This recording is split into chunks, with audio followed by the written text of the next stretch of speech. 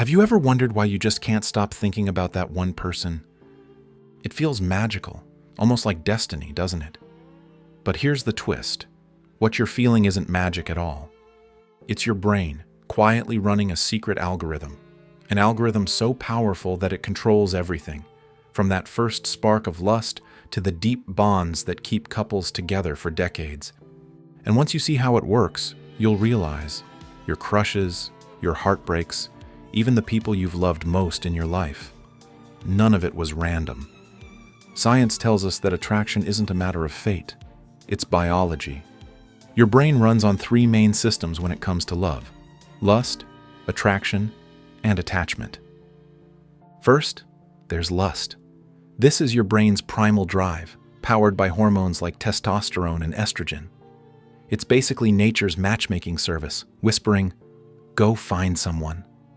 Lust pushes you toward connection, and it doesn't care about long-term compatibility.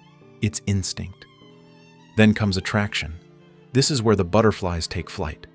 Your dopamine spikes, your brain floods with norepinephrine, and suddenly that one person feels like the only thing that matters. It's euphoria. You daydream, you obsess, you refresh your messages waiting for a reply. It feels like a high, because it is. Finally, there's attachment. This is the glue that keeps people together. Here, oxytocin and vasopressin step in, the so-called cuddle chemicals. They create trust, comfort, and a sense of safety. This is what makes couples stay together through thick and thin, even when the spark of attraction fades. But here's the wild part. These systems don't always line up.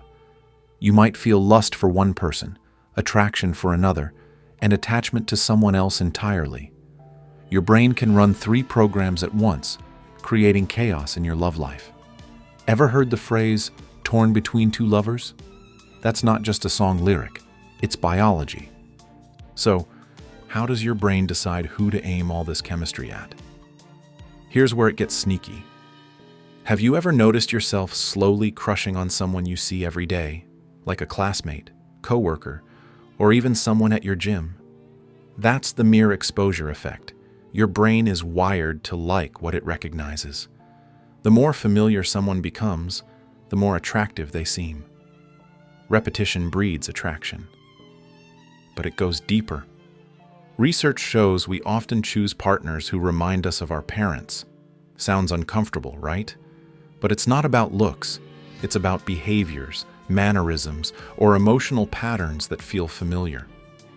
To your brain, familiarity equals safety, even if it's not always healthy. There's also the matching hypothesis. Without realizing it, most people end up with partners who are on a similar level, whether that's physical attractiveness, values, or personality traits. Your brain swipes right on compatibility, even if you think it's pure chance. But that isn't the whole story. Because once you actually catch feelings, your brain transforms into something much stranger, a full-blown chemical factory.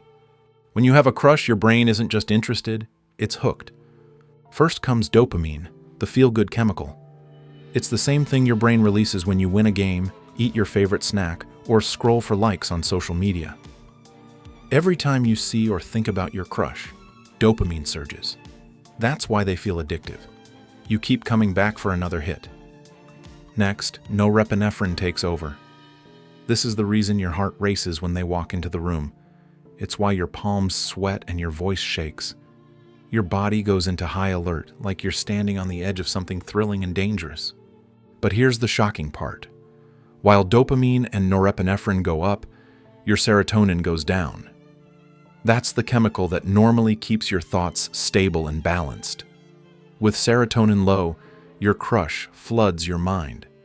They become the main character in every daydream, every plan, every late-night spiral.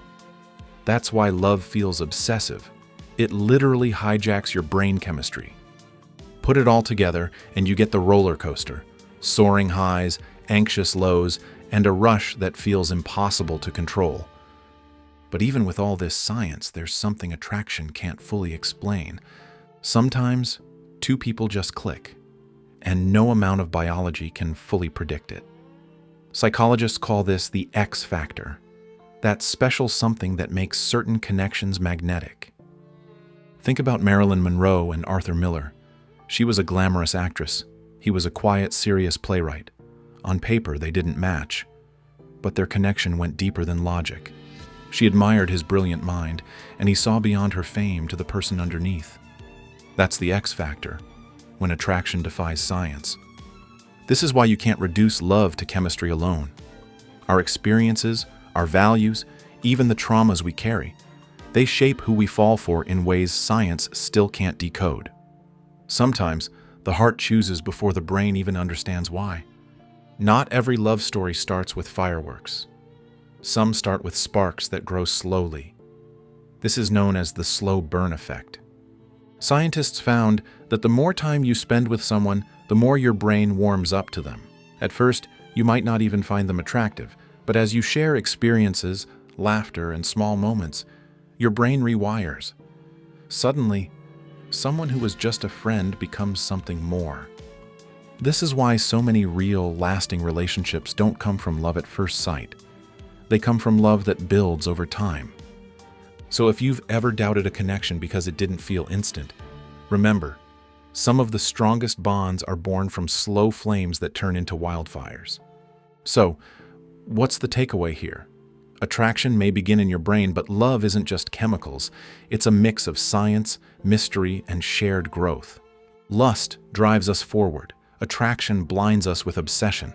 Attachment ties us together. And then the X factor and slow burn add layers that science still struggles to explain. Maybe the real question isn't why you fall for someone. Maybe it's why you stay. Because in the end, attraction pulls you in. But love is about who helps you keep the fire alive.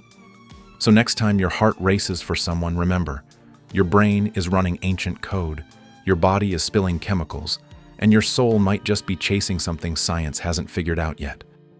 Now I'll leave you with this. Who was the first person that ever made you feel truly hooked? And was it science, or was it something more? If this video sparked your curiosity, don't forget to subscribe.